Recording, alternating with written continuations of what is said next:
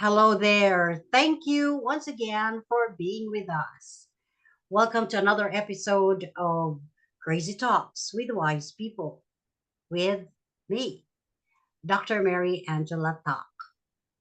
With us today, as you all know, that in this show, we only guest people who are learned, who are wise, a little bit crazy, because sometimes people see them as crazy because they're quite different. They're quite accomplished and they're quite significant. Our guest for today, and we're so honored to have him, is someone from Greater Boston. And people might think he's kind of weird because he'd written 44 books. Can you write 44 books in your lifetime? Look at him. He's not old, but he'd written 44 books on spirituality. He's passionate about spirituality and he's a chaplain at Sanuna Youth Services Center in the same city, Greater Boston. I'm so honored to be sharing my screen today with someone who is very knowledgeable. Jose Luna, Reverend Jose Luna. Like what I've said, it authored 44 books. So you better stay put, listen, because today we are going to talk about something very special to every one of us. And of our he will be addressing some of our traumatic experiences. You might not just know. You might think that you're already 55, 40, 60. You might already have healed some of your traumatic experiences.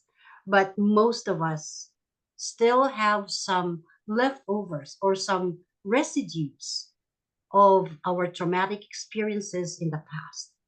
So this podcast can be very useful for people from all walks of life, from all ages, across all ages and all walks of life. Stay put. Don't forget to follow, like, subscribe, and share. Because in this show or in this podcast, like what I've said, we only invite knowledgeable people who are respectable in their field. Ladies and gentlemen, let's all welcome Pastor Jose Luna. Reverend, will you please tell more about yourself? Because I know that I wouldn't be able to memorize everything that I've known about you. But please tell us more about you before we start. Thank you, Dr. Talk, for giving us the opportunity to be here. I really appreciate it. And thank you to all the audience that is listening worldwide to this podcast. We are thrilled to know that you are, you know, growing, you are enhancing yourself mentally, emotionally, spiritually by connecting to this type of programs. And we are very thrilled to know about it. And I don't like to talk much about myself, but yeah, I'm married, have three kids. I've been a pastor for 28 years, and I'm also youth chaplain. Uh, Actually, the only one in the state of New Hampshire that provides these services to youth, particularly troubled youth that have been adjudicated by the law. And I have been a lecturer in many places, various countries, and because of that, I started writing because people ask me to if I had any material that they could keep after I left. So, and that's how I started writing, and that's what I do in my spare time. So, but basically, that's in a nutshell what I do with not much um, ado. I would like just to address the question that you brought, which is about the concept of, having trauma and that type of thing. Before we jump into that, I would like to share with you, just if I may, briefly about this book. Is one of my books. I think it was published, I don't remember, I think 2022 or 2020. I really don't remember. It's Mhm. called The Hidden Eye of Consciousness: Mhm. Learning to Be Free. And Mhm. the book is based on dealing with the 9 stages of life and how you can really reconnect with the hidden eye that is inside of you, that most people, they know it, but they don't know they know it. It sounds like an oxymoron, but the idea is, in this book, that you need to make a match between your biological stage and your emotional stage. And the reason why there is a lot of issues, mental issues today, my perception based on my years of counseling, is that a lot of people have a mismatch between their biological stage and their emotional stage or spiritual stage. And by bringing these 3 different stages together and synchronize them, your life would be much better. It would be easier. So, um, in this book, one of the things that we address a lot is the concept of having meaning and purpose. Mhm. Um, Let me just address this briefly before we jump into the concept of trauma. Mhm. Every human being has a purpose. Mhm. And if you have a purpose, it means that you have a meaning, which means you are meant to be. Mhm. Purpose purpose can be defined as the primary cause of why you exist Yeah. and why you came into this world. Mm. You, in fact, you did not ask to come. You did not choose to come. Yeah, yeah, yeah. The Mm. kids today say, I didn't choose to come to this world. And Mm. they feel this sense of entitlement because they Mm. feel like they are victims of the circumstances Mm. that they never chose or had a say in Mm. it, right? So, but however, I would like to suggest that you and I were hatched in a grand plan, Mhm. and and we are part of a grand plan hatched in the mind of the one who holds all consciousness in his hands. You want to call it God, you want to call it yourself, whatever you Yeah. want to call it, Mhm. it doesn't matter to me. The point is someone outside of yourself, and it's a personal being. Now, Mm. one of the main problems with individuals today is that they do not see themselves as having a reason. They Mm. do not see themselves as having a cause, a purpose clearly defined in their minds and in their actions. Mm. And when they do, Mm. most of the time, their purpose, not most of the time, sometimes their purpose is distorted or is blurred. Mm. Uh, Mm. for Mm. example, I know someone who just recently, or I knew someone who recently just passed away, Mhm. that he insisted that all the people around him should call him father. Mhm. Why? Mhm. Because he could not see himself as a friend to others. He had this distortion in his head that Distortion. he thought that he was a father figure to everybody, Ah, right? okay. So, and when you see these kind of distortions, you know that those people have a problem. Now, um, the thing is that I also believe that one of the greatest calamities in people is their selfish desire Mhm. to be impressive in the eyes of other people. Mm. Most people do things to impress others. So because they Mm. want others to see them up here very Yeah. high Yeah, and yeah. Mm. accomplished and all that. And by the way, we want that as well. Abraham Maslow spoke about the pyramids, where one of those, the latter step, the last one is recognition. We want to be recognized. That's normal. But when you, when your life is is moving around the concept of what people think about you and Yeah. you trying to impress others, Yeah. you are destined to fail. Oh. We're destined to fail.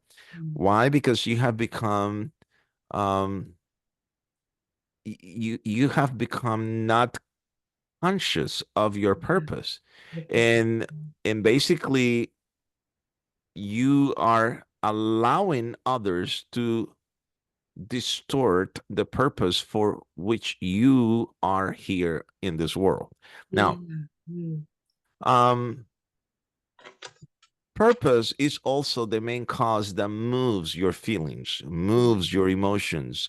It Mm. moves your intellects and your intellect. So Mm. your feelings, your emotions, your intellect is moved by whatever purpose you have. So every human being is wired with the ability to do something greater than themselves. Every single one of us, Mm. right? Yeah. But very few attain this level. Mhm. Why? Because we do not believe in ourselves. Mm. Um, Mm. if you like this guy who wanted to be like a father figure, the only thing he needed to do was to be friends with people and Mm. not to talk to people like, I am older than you, I have more experience than you, therefore you have to respect me and honor me because I'm like I'm a your father father. to you. Yeah. That kind of that kind of mindset Yeah. is difficult to deal sometimes with people like that. So Mm. knowing your purpose in life will help you Mm. reroute your feelings. It will help you reroute your emotions, your Mm. intellect, and concentrate all of that in one single area or in various areas, but is like concentrated energy because your abilities are going in one direction, the right direction. Purpose does best when you are when you have a clear goal in mind. So the why am I talking about purpose? I'm talking about purpose because most um, traumas of people, one of the difficulties for people once they go through a trauma is that for them to get out of it. Mm. And one of the easiest way to get out of your trauma uh, Mm.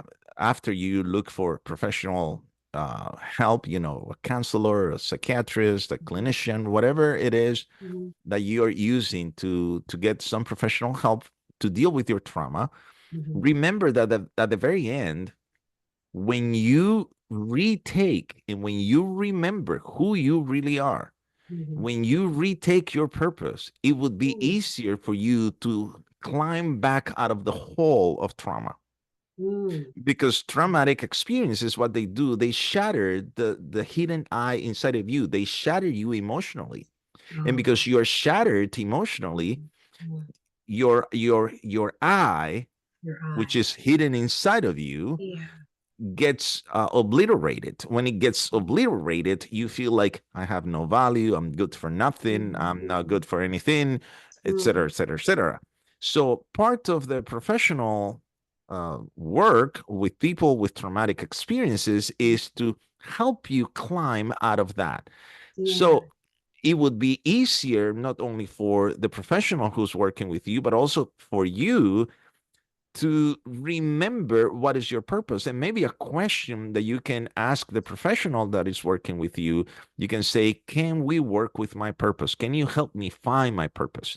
Can you Mhm. help me find what exactly is it that makes me tick, that makes me, Mm. you know, um, passionate about something? Because Mm. your purpose is linked to your passion for doing things. That's So, it. Correct. so Yeah. yeah. So your traumatic experiences could be easier to deal with Mm. when you know what your purpose is. Because remember, your trauma, let's say someone raped you, someone Mm. abused you, someone Mm. verbally and emotional abused you, someone is physically abusive to you, your boyfriend, your husband, Mm. or Mm. whatever. And you need to come to a point where you need to say, I have value. I have a purpose in life, and I Mm. will not allow this to continue to happen.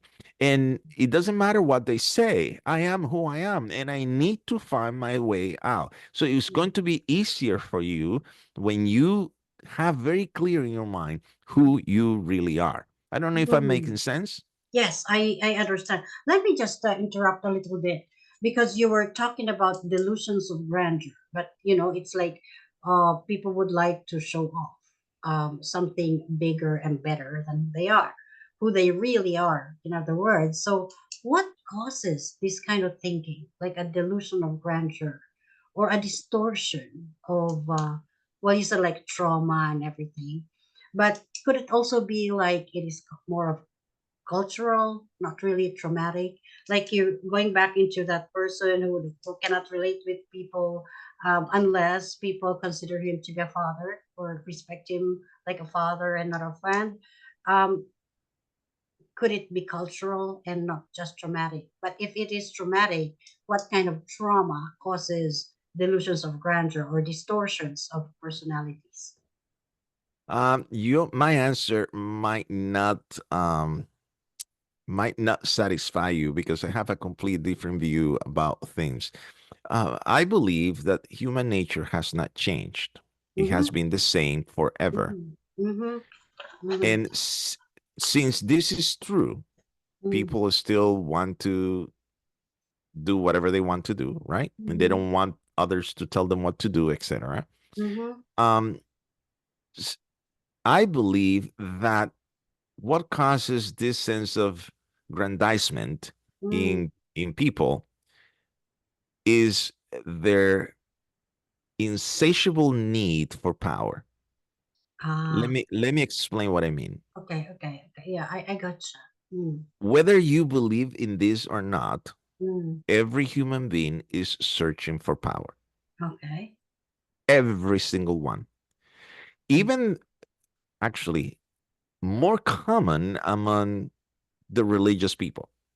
mm, Why? Because the religious people see themselves as the special channels of God where God has chosen for them to bring some sort of a special message to the world, and they see themselves like the Messiah that is going to mm. save the world from different You can maladies. say that again. You can say that So, again.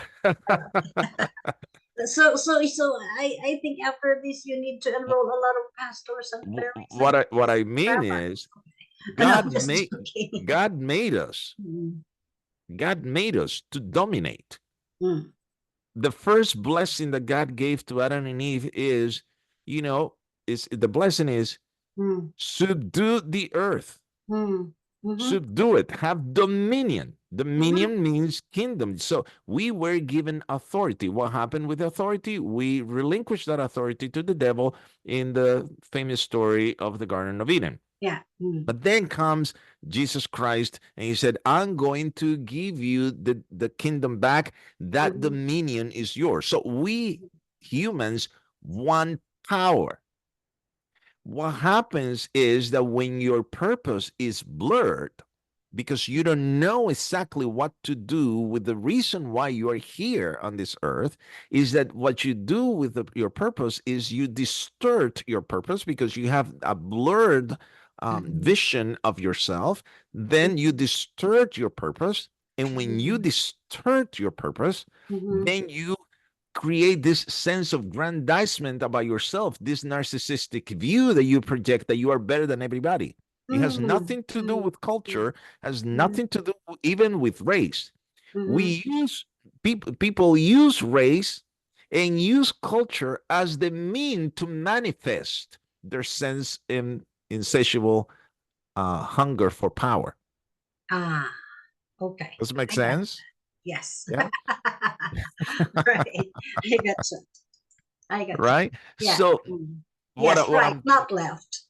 Okay. what I'm trying to Right. suggest is that we are all looking for power. In Mm, fact, when Jesus went up to heaven, what was the last thing that he promised? mm.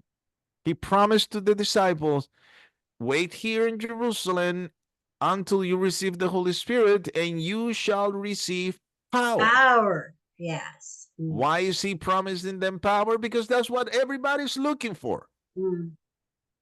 But he would not give them the power until they understood what their purpose was. Correct. So the purpose has to be clear Mm. in our minds, in our hearts, in our heads before we even pursue power of any kind. You're right. Let me just go back to determining one's purpose because I'm sure that you're aware of this. You know, you and I have met a lot of people, you know, young and old. I'm sure you tell me like you've met very old people, you know, like in their 80s, 70s, 60s, 50s, um, or even 40s, who have not yet found their life's purpose. So, how do they really determine their purpose? And how there are some people who are not passionate about anything. They're in 70s, 80s, and they're not passionate about anything. Um, if passion is the only determinant of one's purpose, Oh no, how no, do you no. It's think no, people no. without passion would determine the purpose? Is Uh, there any other way for a human being like you and I to determine our purpose? If we're not passionate about everything, but of course, you know, you and I, we know our passions, you know, so more or less we know our purpose. But you know, for us, some of our viewers maybe have not yet determined their passion because most of us here in this world work for money, not for passion. mm, So, how do they determine their passion? oh boy. Oh gosh. Um, Passion is just one way to know what your purpose is. When you Mm, know your purpose, you will be correct. passionate about your purpose. About So your passionate is a manifestation of knowing your of purpose. knowing your passion. All Okay. right. So So that's how one of the manifestations one of of the it. manifestations. Okay. Right. Mm-hmm. But in order for you to really know your purpose, you need to understand how purpose works. Purpose works Mm, based on mm, four wheels. So mm. I use the idea of four wheels or four pillars. Four pillars. Yeah. Pillar number one, Mm-hmm. intellect. Intellect. What Oh, is the intellect? The intellect is your knowledge, oh. Mm, right? mm, Your knowledge, the intellect is the structure of your thoughts. mm, The structure, like any other thing in life, mm, your thoughts have a structure. And mm. you know how a person thinks in the way they speak, the way they write, the way they express Right. themselves, the Yeah. way they dress, because that is a reflection of their thoughts. Thoughts. Mm, Okay. mm, So your thoughts have a structure, have a frame, have a foundation. mm, mm, And your intellect defines how you view yourself and mm, how you view others and how well you perform in this reality where you're living. mm, Okay. mm, However, um, whatever knowledge of the world of that you have of yourself or that you possess, mm, your is coming through your intellect. Your mm, intellect is extremely important, but mm, it's not enough. mm, Why? Because if your intellect, your knowledge of things, it would be enough. mm. Imagine, imagine a relationship between a couple Okay. where there are no emotions involved. Yeah. There are no likes or dislikes. Okay. Everything is seen through the cloudy filters of intellect, Right. right? Mm-hmm. What would happen to that relationship? There will be no relationship. Mm-hmm. Why? Because everything is based on knowledge. Mm-hmm. So, it would be a very pathetic relationship. So, Mhm. and that's why we need the second pillar. The second pillar is emotions. What is Mhm. emotions? Mhm. Emotions is what holds the power to move the structure of your thoughts. Mhm. Emotion is basically with our emotions, your intellect is dull, is boring, is Mm. you need your emotions to help your intellect move from point A to point B. Mhm. Emotions deal primarily with your desires. Mhm. What was the first thing that Eve said? Eve said to herself that the Bible says that she saw that the fruit was desirable to the eyes. So Uh-huh. the serpent appealed to her desires to be like God. Mhm. All right. So emotions deal with your desires, your motivations, your passion for things. Mhm. It is through emotions that the hearts are won. Mhm. Emotion is in reality the fuel that you put into the structure of your thoughts, Mhm. because our thoughts change from one moment to another Yes. based on how we feel, Yes. Mhm. right? Yeah. So emotions is what brings the gasoline to Mm. help move the Mm. structure of your The thoughts. structure of your thoughts. So Okay. so in other words, emotion gives energy to your thoughts. Mhm. Okay. Mhm. But Mhm. then there's a third pillar. A third Mhm. pillar is what I call emotional memory. So Emotional memory. emotional memory. It's not emotion. It's a Mhm. memory that is emotional. Mhm. It's a different thing. So Mhm. you have the foundation of your thoughts. You have your structure, Mhm. right? Which is your intellect. Then you have your emotions, which is what moves your intellect, your knowledge here and there. Mhm. But then you need a starter, a Mhm. trigger. Mhm. And when an emotional memory kicks in, and then it gives you a reason, Mhm. a leave motif, which means a reason to, because then the emotional memory deals with a question, with two questions. Mhm. Not the two questions, like with one question and the answer. Mhm. Why? Mhm. Because. Why are you doing this? Because. Because. So when someone makes a positive decision, for example, to help someone who is in need, this Mhm. is triggered by an emotional memory buried in the hidden eye. So Mhm. emotional memory pushes us to help for a myriad of reasons, or to find myriad of reasons to help somebody, for example. Mhm. It could be because I felt trigger or felt move to help someone because I am unsatisfied with myself. It could Mhm. be because I remember that somebody helped me. Mhm. It could be because I remember that I have this duty to help other people. Mhm. So, in other words, behind every action, there's always an emotional memory. Yeah. Okay. And it could be because you believe, like those who have this sense of grandizement, that Mhm. you are the Messiah, the Savior of the world. That's why you're helping somebody, right? Ah. Right. Okay. So Ah, your emotional okay. memory is going Mhm. to determine Mhm. why you are doing. It's the motivation why you do things. Mhm. So the fourth pillar is the power of choice. So the energy Mhm. or power of the thoughts is the will. Mhm. So you have the structure, the The emotions will. inject Yeah. the structure to move, but the structure is a whole combination of different thoughts, right? But the thought itself, Mhm. you have a big structure, a big building, but every building is made of Yeah. small bricks, right? Yeah. Mhm. Imagine every brick is Yeah. a thought. Mhm.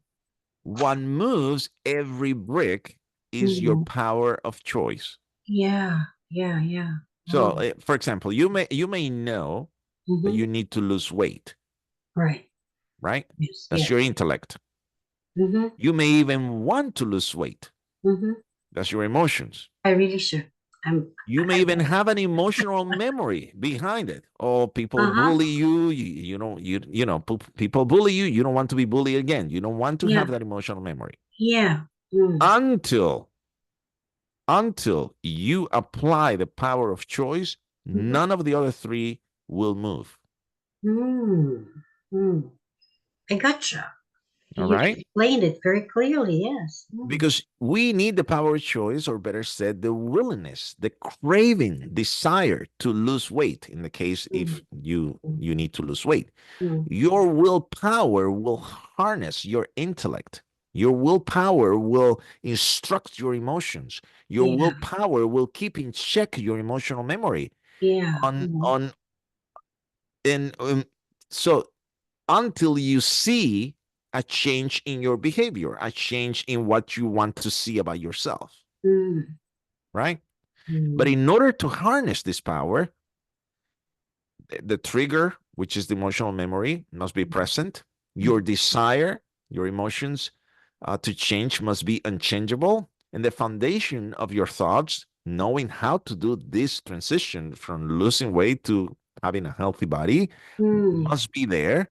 And imagine that if you don't know your purpose, right?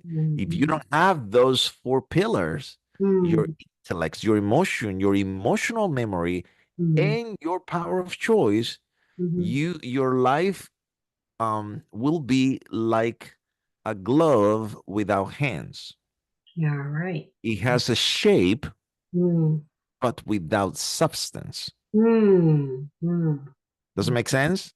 Yeah. All right. So when we know our purpose in life, or when you know your purpose in life, you will be able to fire up the power of energy or energy that will unleash the real hidden eye that is inside of you. Is going to come out. One of the things fascinating to me is moments of crisis. When there is a crisis, you see how the hidden eye comes out in people, right? Yes. There are people who seem to be very nice at work, and they are extremely nice to everybody until there is a crisis, and they become nasty. Have you seen that? Right? It's That's actually one because of the principles of growth. that's Yes. because the eye, Difficult times unravel the real persona within us. right? Yeah. So the eye comes unleashed until under duress, under pressure. The fire will bring your hidden eye out. For circumstances, remember, we are designed to dominate. We want power. And even those people say, no, I just want to serve the Lord. I just want to be humble. That's all garbage. That's not true. That's not true. I You're mean, hitting the nail on the head. Go ahead. right? All right. Okay. So, going back to the concept of the power of choice, the power of choice will give you the stamina to move in the right direction. It also will give you the desire to change the material you use to build the structure of your thoughts. Let's say that the power of choice, you realize I need to do this, but my thoughts are not in agreement with my goal. So the power of choice goes because the power of choice, remember, is not moving the entire building. It moves every thought in particular. The emotions move the entire building of your thoughts. Yeah. Right? But the power of choice is going to go say, look, this window or this corner of your house doesn't belong there because structurally it will fault because it's under different soil. So you have to fix the soil before you can really put something else in there. So you have to have the choice to go and change your thoughts about that particular aspect of the building you have in your mind. You're right. Now let's go back to this hidden eye because This might be abstract to some, but might be real to some. Well, most of our followers are actually intelligent people. But let's just define deeply who is really you, who is me, who are they? The reality of who we really are. Who are we? Yeah, We who am are I? Who are you? What is this I in me that should come out? Because sometimes we perceive ourselves, or we are not living the real we are living the false we. So how can we unravel, you know how can we unravel all these wrappings and these trappings around us, so that the genuine I will live and be liberated from all these trappings that surround us? So how can we unravel all of that? Well, I think that, oh boy. That we have time, I don't know. But Yes, yes, yes, we can go ahead. Go ahead. This okay. is a very interesting topic and very relevant to everybody, because Okay, we do so all have, in simple terms, we do all have hang-ups. okay, so These are hang-ups. Yes. all right. Right. So you have two clouds. They are heavily charged Mm-hmm. with water, right? Mm-hmm. Now they are moved by the wind, Mm-hmm. and because they are moved by the wind, they are forced to clash.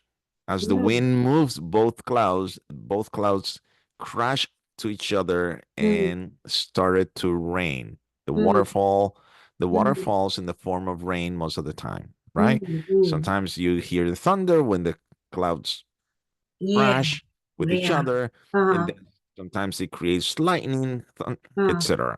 Uh-huh. But once the water falls, two things happen. Mm-hmm. Number one, Mm-hmm. the earth must absorb the majority of the water, about 75 to 85% of it. Mm-hmm. Now, the sun will evaporate the water Yeah. that the earth does not absorb, which Right. is between Mm-hmm. 15 to 25%. Mm-hmm. Okay, so now think about these two events for a moment. So the earth absorbs the water out of what? Why does the earth absorb the water? Mm-hmm.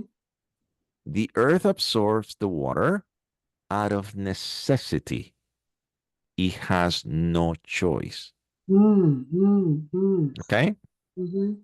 Now, the water that goes evaporated and goes up back to another cloud, it Mm-hmm. gets evaporated by the sun, Yeah. not out of necessity, Mm. but out of power. Out of power. Mm-hmm. So the earth absorbs the water, the Mm-hmm. majority of it, because it has no place to go. The earth has to suck it in. Mm.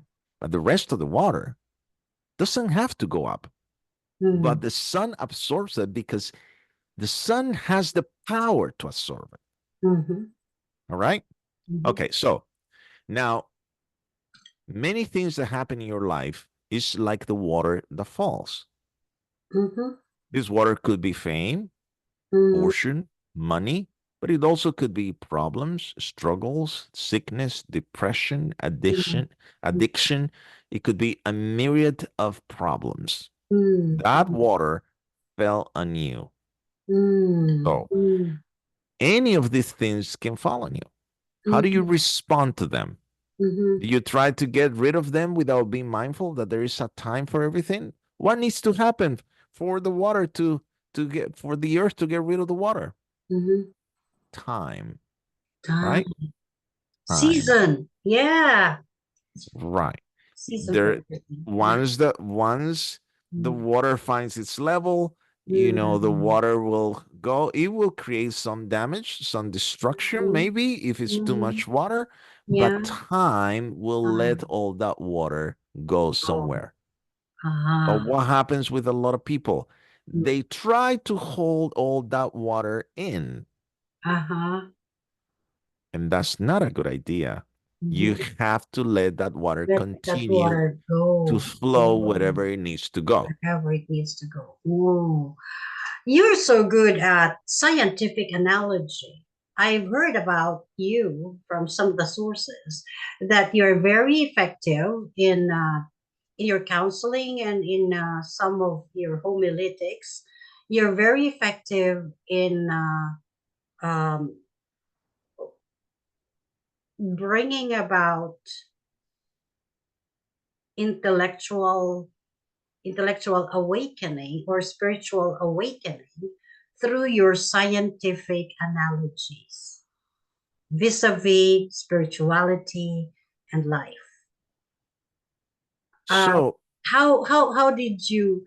Okay, now be, now I'd like to talk about your procedures of enlightening people and bringing about change in other people because I think this is your calling. All right, now how where are you getting your ideas? Because you're not speaking in simple terms. You're speaking in scientific analogies. well, Um, sometimes I speak in scientific analogies.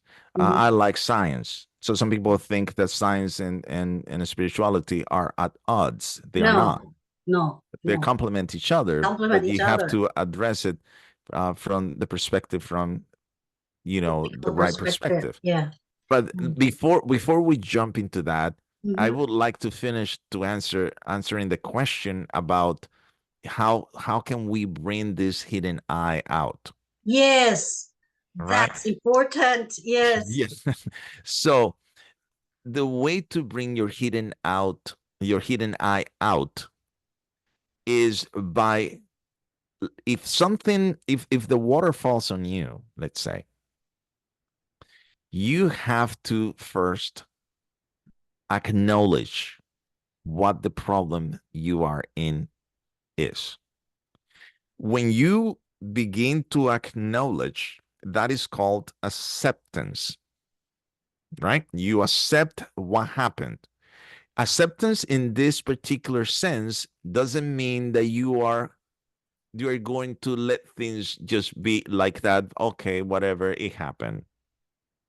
No. Acceptance means that you are recognizing this happened to you. Mm-hmm. And once you recognize this happened to you, remember that you were created to dominate, not to be dominated. Mm-hmm. So once you understand that you were created, designed to dominate, then you need to start looking into yourself. What I tell people, look up to God, right? God is the source of all power and energy and wisdom, and he will Mm-hmm. give you wisdom. But if you don't believe in God, let's say you don't believe in God, Mm-hmm. look into yourself. That will be one step.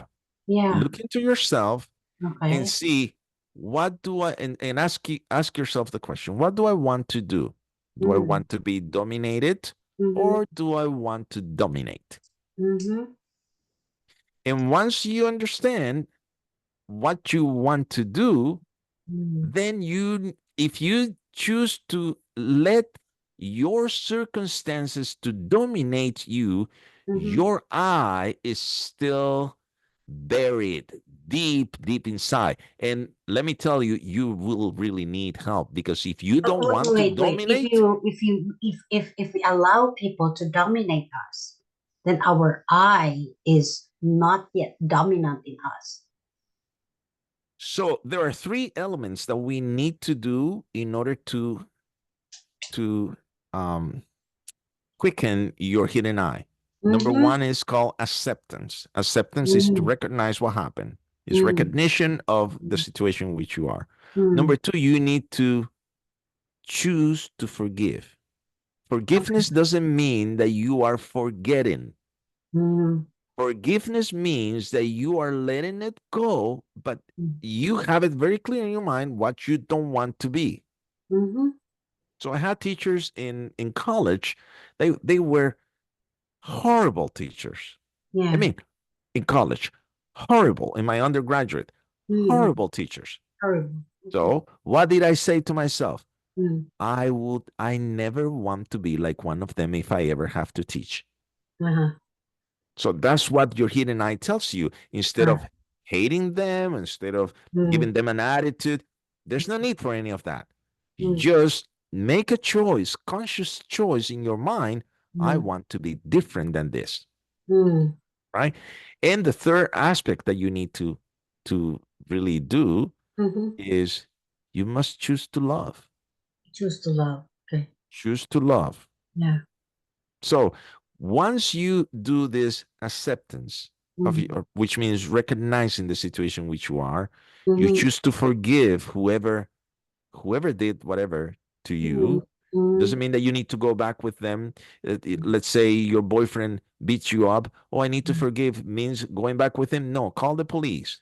But at the Mm. same time, forgive him. Forgive him means you are moving away from him and you are just letting it go. And your Mm. forgiveness is enough to let it Mm. go and not allowing him to hit you again. Yeah. The Okay. power of forgiveness doesn't mean to go back with the person. That's not what it means. Yeah. Not in this Self-respect, case. self-love. Yeah, God Exactly. said, right? Yeah. And that's Love your where neighbor love as you comes love in. yourself. Yeah. Mm. Exactly. Mm. So, when you ask the question about um, about why I use science and I use in reality stories, I like to use illustrations that make sense. Mm. Things that everything in this world have a cause. There are to every action there is a reaction. And Mm. if people can see how things flow from action to reaction, then it would be easier for them to understand and figure it out for themselves, figure to figure out for themselves what is it that is causing this reaction? What caused this reaction? Mm. I had a friend I have a friend who he was in medical school in Boston. All of Mhm. a sudden, he became really, really, really sick, Mhm. and um, and he was so sick that he could not even get up from the bed. Mm. I mean, it was not a physical illness; it was a mental illness. He just became depressed. Mhm. Totally depressed. So his father realized that, came from the Dominican and took him back home, nursed him back to health. His mental health was deteriorating, but his father nursed him back to health. Now, my friend told me, so I asked him, what you think it caused that that problem? He said, well, I have a scientific mind, so I went back to look into what was it that caused all of this. And then by process of elimination, I realized it was the food. Mm. I was eating junk food Mm. Mm. every single day. And Mm. I went to these 3, 4 restaurants to eat different types of junk food. That particular junk food had, this is what his case was, had MSG, monosodium glutamate, had Mhm. MSG. Mm. MSG in my system is Mm. just shattered my system. Mm. So I went and did a blood work, and Mm. I still had traces of MSG in Mm. my system. And I Mhm. said, "Oh, okay." So, but if you get into a situation, oh, maybe this is a demonic thing, some people. Mm. One Mm. person one day called me. So, are you Pastor Luna? I said, yes, I'm Pastor Luna. Then the guy said, I think I am possessed. Oh, Mm. really? Tell me about it. So as I engaged in the conversation with this gentleman over the phone, he insisted that he was possessed by a demon. But as we started peeling off the onion, right, of everything that he was explaining, I started asking questions based on what he said.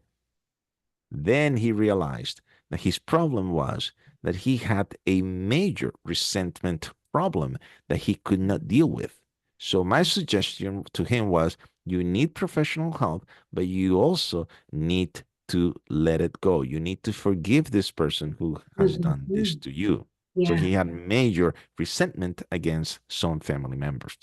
But Mhm. the way he processed, oh, a demon is attacking me. You know, that's Oh, so that's sometimes resentment. Yeah. right. Ah, Sometimes we attribute everything to the devil, the when in devil reality, we ourselves are the cause. are the cause. You're right. I'm not defending the devil. He's an evil guy, Yeah, cruel, yeah, yeah. I evil, know. I understand. and mean. Yeah. But we can't continue hiding our and skewing our responsibility by hiding ourselves uh, behind, oh, the devil made me do it. Oh, this is Yeah. the It's by devil's work. pointing our fingers on someone, Right, right? Yeah. right. Excusing ourselves instead of taking the responsibility. You're right. Okay. I really would like to. I really would. I really would like to. We were not able to. We were not able to tackle our real agenda for this afternoon because I got so immersed into your explanation about the hidden eye and about stuff like this. Was so very interesting. How I wish all pastors would be like you.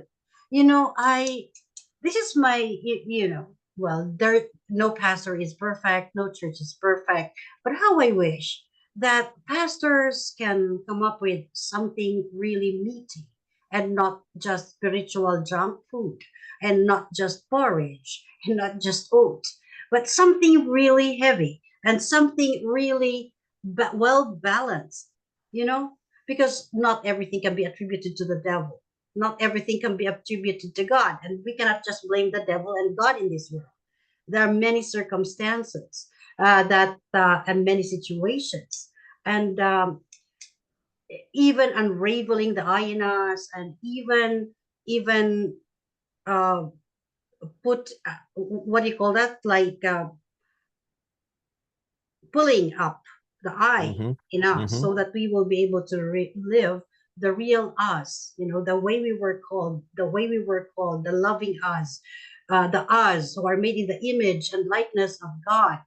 To Mm-hmm. unravel that, to pull that out of ourselves, especially during these days, must be very challenging without a pastor who understands the process, and without a pastor who who makes our Sunday services really meaningful, by giving Well, us real inputs, on a well, Sunday, not just yeah. shallow, hollow stuff on a Sunday, but well, how I wish I can attend your seminary. Oh yeah, I promise, right? Yeah, by the way, he is opening a seminary and I invite all of you to join me. I'll be joining him. I'm really hungry for knowledge. I'm still enrolled in another seminary, but I'll be joining his seminary because um we Christians must be very open to intellectual pursuits as well, because the Bible is an intellect. It's not. It's the Bible must be understood intellectually. The spirit cannot understand without the intellect understanding the spiritual context of the Bible. I don't know. Maybe you understand. Maybe I'm speaking abstract, but yes. Will you please tell them about your seminary, the one that you're going to start this weekend, please? Yes, I'm going to start an introduction. It's an introductory class Mm-hmm. to is called Kingdom First, and it's Mm-hmm. an introductory class. It's going to be in Spanish. It will Mm-hmm. begin no, in Spanish. It will begin on Saturday at Mm-hmm. 5:30 for those who speak Spanish. Mm-hmm. Uh, July 6th, but on July 7th at 6:30 p.m. Mm-hmm. I'm going to start the same class in English, Oh. and that will be in English. And Mhm. the let me I'll text to you the link Mhm. I where can you attach can it to the comment below or something. right. So is I send it to you in the meeting But chat. actually, you know what? Once we end this Zoom, I mean this meeting, I lose that. I hope. if you won't mind, if you could send it on WhatsApp. Okay. To Yeah. your WhatsApp. Yes. Right. Okay. So, So yeah, we will be writing that down but it in the would be comment triple, section below. Mhm. right. So it will be Mhm.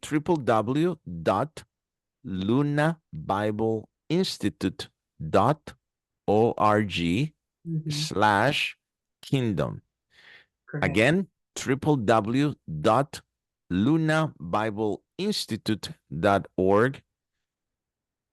www.lunabibleinstitute.org/kingdom. And if you want me to come to your church to preach, to give you a seminar for a weekend or something, you can contact me at 603-554-6888. Yes, 603, we will be writing that down below. Yeah, right. for our viewers to see. Yes, be blessed, because seldom can you find a pastor who understands the human psychology, who can marry science and spirituality, um, who can offer you wise analogies for you to be able to solve your well, in common language, it's what you call hang-ups. Okay, so be hang-up free. Connect with Reverend Jose Luna. All right, so Reverend Jose Luna, I think for all our viewers, I have this quotation as I was listening to you. I'd like to quote Mark Twain: the two most important days of in your life are the days you're born and the day you find out why. Okay. And thank you so much to you and for gracing the show. And I hope we can have more series about, because we were not able to talk about our real agenda for this afternoon. It's okay. I think this is what God would like us to talk about today. But okay, are there words you would like to impart? Like imparting words to our viewers. Well, thank you so much. I just would say, remember that you are precious. You are valuable. Mm, You have a purpose. mm, You have a meaning. mm. And it is the prerogative of the king, as Proverbs 25 verse 2 says, it is Mm. the prerogative of God to conceal a matter. It is our privilege to find it. We have the Oh, privilege to pursue the finding of our purpose in life. And if you do that, you will be richly blessed. God bless you. God bless you too. 1,000, 1,000,000 fold. And yes, and thank you so much. And we hope to see you personally. And I hope that you guys invite him to minister to your churches. We need Thank you. pastors like him. So My glory to God for your life. my pleasure. Thank you so much, Pastor. Bye-bye. Bye for now. Bye, Pastor. Bye, everybody. Thank you so much. So keep seeking your purpose. Keep Thank seeking you. your purpose. Bye. Bye for now.